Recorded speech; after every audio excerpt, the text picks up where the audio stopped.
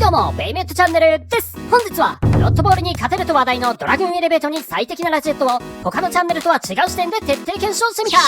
今最も話題になっているカスタム、コバルトドラグーン E。環境トップのロットボールに対し、左回転特有の送り合いによって、なんとスピン勝ちすることができるカスタムだ。前作のバースト時代では、大きな皿形状の軸先が送り合いで活躍していたように、エレベートビットの軸先の突起とその周りの平らな面で似たような役割を果たしているんだと考えている。そんな話題のドラグーン E だが、そこまでロットボールに勝てないという声も多い。その原因について私は軸ブレという仮説を立てたので、今回はその検証を行っていくぞ。実際に軸ブレについて見てみよう。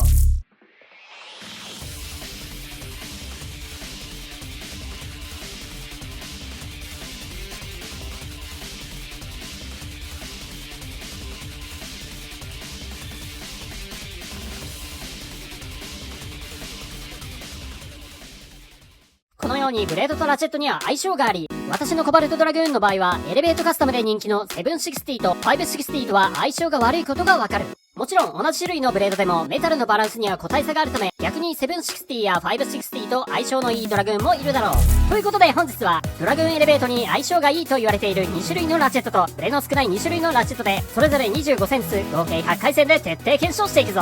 まずは760、最重量のラチェットでどっしりと構え、通常であれば吹き飛ばされるエネルギーを回転力として吸収する作戦だ。その重量と下に長い形状によってペイの重心を低くして安定感を上げることができる。しかし最重量のラチェットは単体スタミナは最も低い上に、私のドラグーンでは軸がブレてしまうため送り合いには向いていないのではと予想しているが、評判通りロットボールに勝ち越すことができるカスタムなのか検証していくぞ。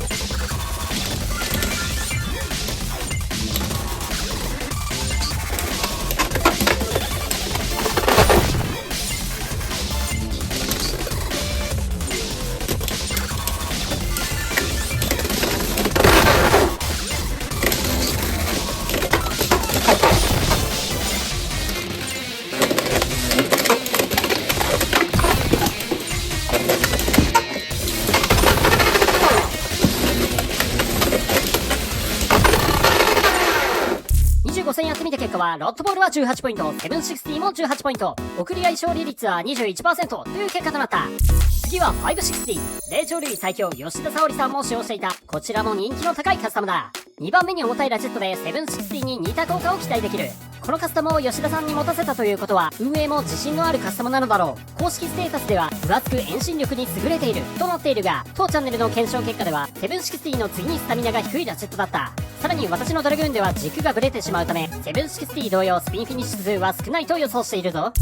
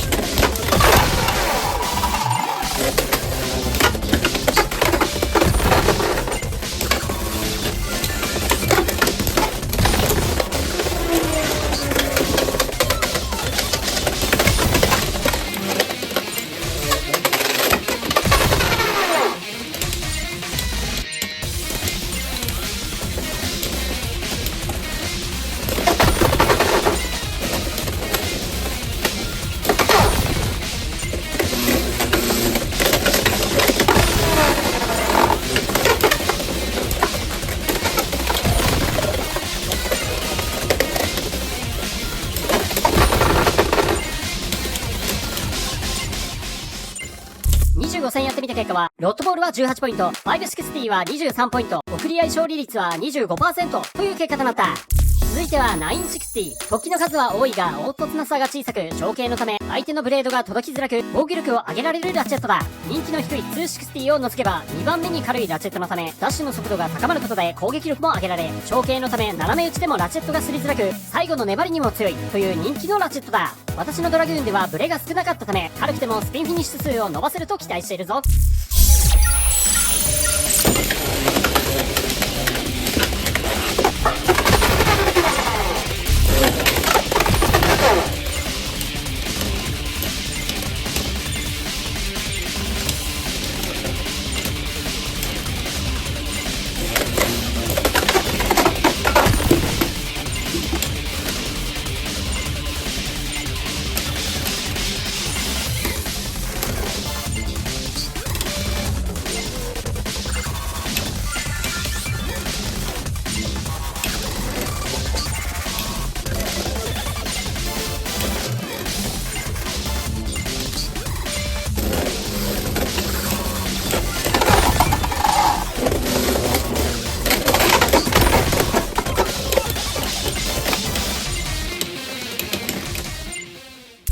25戦やってみた結果は、ロッドボールは13ポイント、960は19ポイント、送り合い勝利率は 60% という結果となった。最後は160。全ラチェットの中で最も軽く、960同様、速度向上による攻撃力アップと変重心によってあえてブレさせることによってアタックの爆発力を上げる目的で採用されることの多いこちらも人気のラチェットだ。しかしベイブレードはバトルホビーだからか、もともと変重心に作られているブレードが多く、160をつけることで逆にバランスが取れ、軸ブレを抑えられる組み合わせも多い。実際に私のウィザードロットも160との相性が非常に良く、ドラグーンでも最もブレが小さい。960同様好成績を出せると予想しているぞ。